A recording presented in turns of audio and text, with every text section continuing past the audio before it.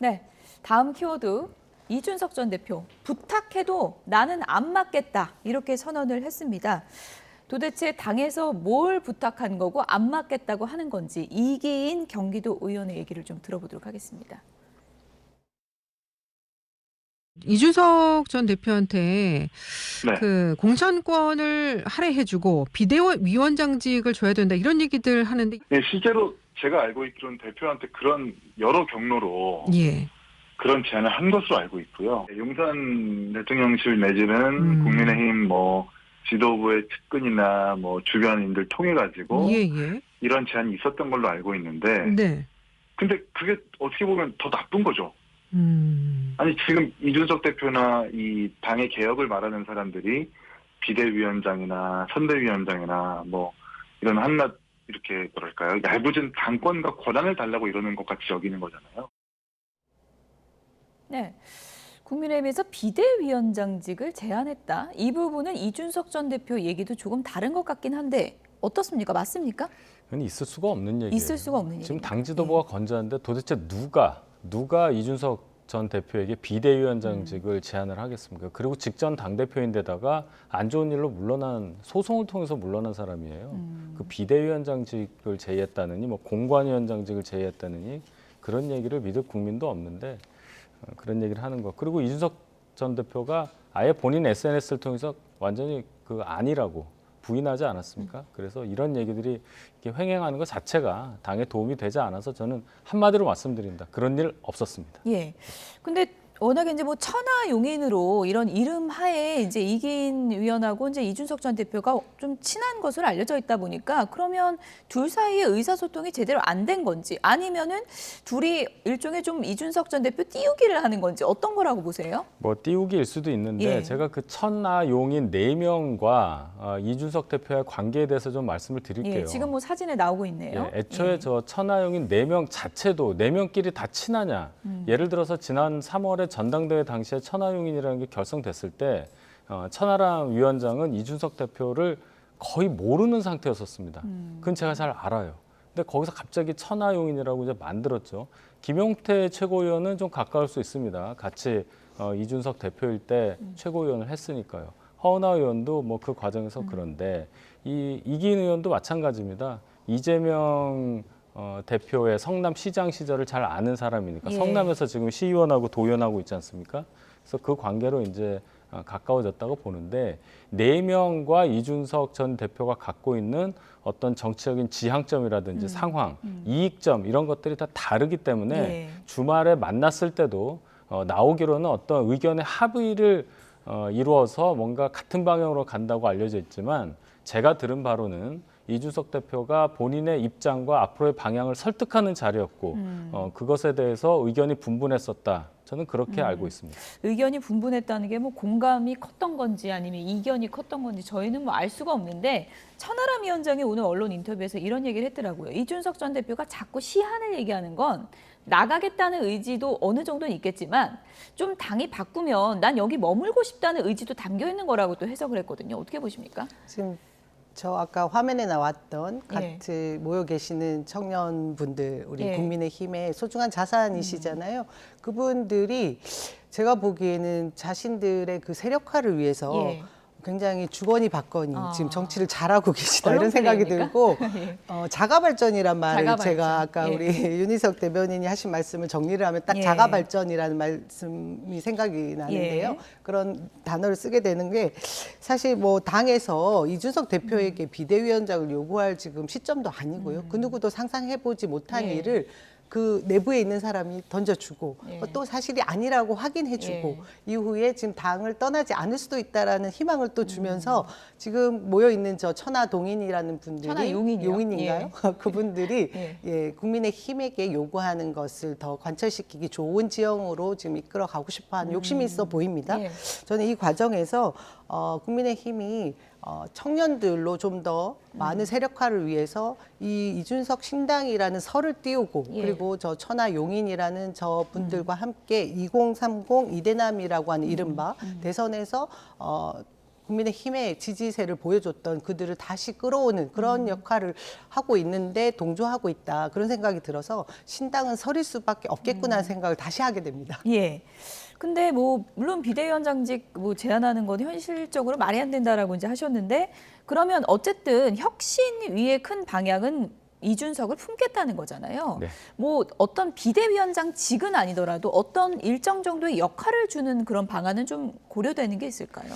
혁신위에서 이제 방향이 통합이라고 걸었기 예. 때문에 이념 위원장이 그런 차원에서 이준석 대표에 대해서 당에 남아달라, 당에서 역할을 해달라 수준의 얘기를 할 수 있는 거지 어떤 특정한 역할을 부여한다 하는 것은 혁신의 역할로 저는 보지 않아요. 그것은 당 지도부가 할 수 있는 일이고 그 과정에서 뭐 공천 과정을 통해서 어떤 정치적인 어떠한 협상을 통해서 나올 수 있는 결과물 예. 거기에 저희가 집중할 수 있는 건데 지금 상황을 보면 이준석 대표가 아예 대화 자체를 만남 자체를 거부하는 상황으로 읽힙니다.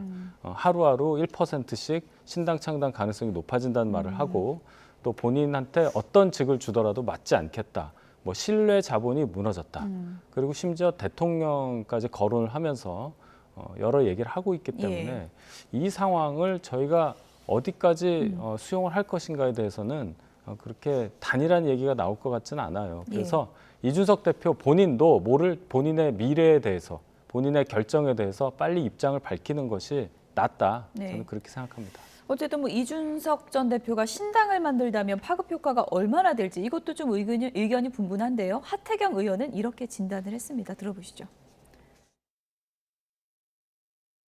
우리 당의 미래에 있어서 이준석, 유승민 두 사람과의 관계를 어떻게 설정할 것인가 이게 지금 가장 중요한 문제입니다. 수도권에서 뭐 2, 3% 당락으로 이제 결과가 정해지는데 이준석, 유승민 두 사람이 우리 당과 함께하지 않고 다른 길로 갈 경우에는 저는 뭐 한 4, 50석 이상이 날아갈 수 있다. 과반이 될 수 있는데 100석이 안 될 수도 있다. 경우에 따라서는 저는 개인적으로 이준석, 유승민이 함께하면 우리 당이 과반을 넘을 수가 있고 윤석열 정부의 안정적인 국정 운영이 가능하고 함께하지 못하면 우리 당이 100석 전후 남지에 아주 초라한 그런 결과를 얻게 되고 윤석열 정부도 뭐 식물 정부가 되고 사실상 혼돈의 연속인 그런 남은 이제 그 임기 말 시간을 보낼 것이다라고 생각을 합니다. 네, 하태경 의원은 이제 워낙 이준석 전 대표에 대해서는 평소에 좀 우호적인 입장을 이제 많이 밝히는 그 분이긴 하지만 어쨌든 이준석, 유승민과 우리 갈라서면 100석 어렵다 이렇게 보고 있거든요.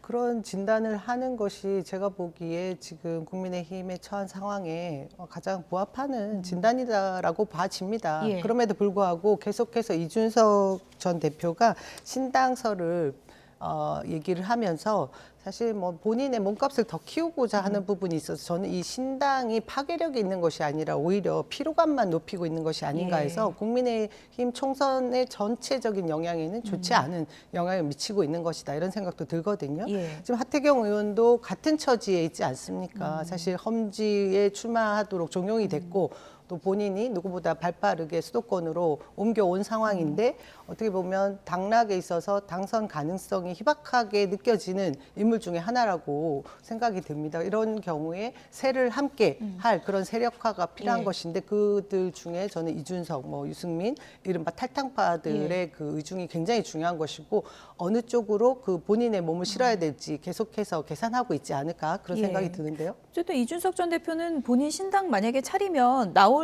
의원 꽤 된다 이렇게 얘기를 했거든요. 현실화될 가능성이 있다고 보세요? 그런 얘기를 이 시점에서 하는 것 자체가 좀 의심스러워요. 만약에 신당을 정말 창당할 의지가 충만하다면 예. 지금도 늦었습니다, 사실은. 이제 와서 무슨 명단 보여주면서 뭐 몇 명인지는 모르겠지만 천하용인이라는 사람들 주말에 만나서 논의를 했다 하는 것 자체가 신당 창당만이 저분의 길이냐 본인이 정말 그렇게 확신하고 있느냐 그게 좀 불투명하다는 얘기예요. 예. 그래서 이준석 전 대표가 탈당을 해서 신당을 창당한다. 이 파괴력에 대해서 많이 관심을 가지시는데 결론적으로는 동반 탈당자가 과연 몇 명이나 되느냐, 예. 그리고 얼마나 의미 있는 분들이 동반 탈당을 할 것이냐, 예. 그것만 보면 알게 되리라 봅니다. 또 하나 변수가 있는 것 같습니다. 어떤 겁니까?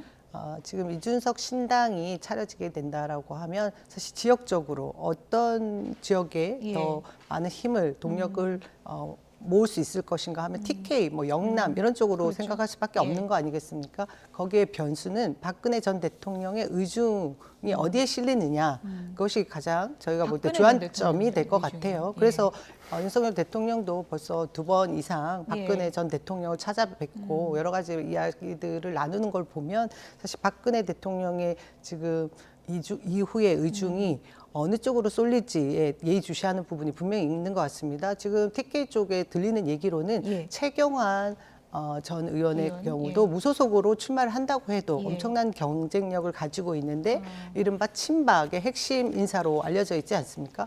이런 부분들을 보면 TK 신당으로 차려서 그 이후에 박근혜 전 대통령의 의중이 실렸을 때만 이준석 신당이 힘을 받을 수 있다. 그렇지 않을 경우에는 독립해서 자립해서 자생하기는 굉장히 힘들지 않을까 이런 얘기들이 있습니다. 어쨌든 뭐 지금은 다 윤곽이고 실제로 명단, 날짜, 뭐 이름 이런 게 나와야 좀 구체화되고 전망을 좀 해볼 수 제가 있을 것 10초 원 같습니다. 얘기할게요. 예, 간략하게. 천하용인 저분들이 친박이랑 무슨 상관이 있습니까? 전혀 그렇죠. 다른 얘기를 하시니까 네. 제가 그거는 아니다 이렇게 네네. 정리하겠습니다. 두 분의 의견이 다른 거니까 설입니다. 네. 지켜보도록 하겠습니다.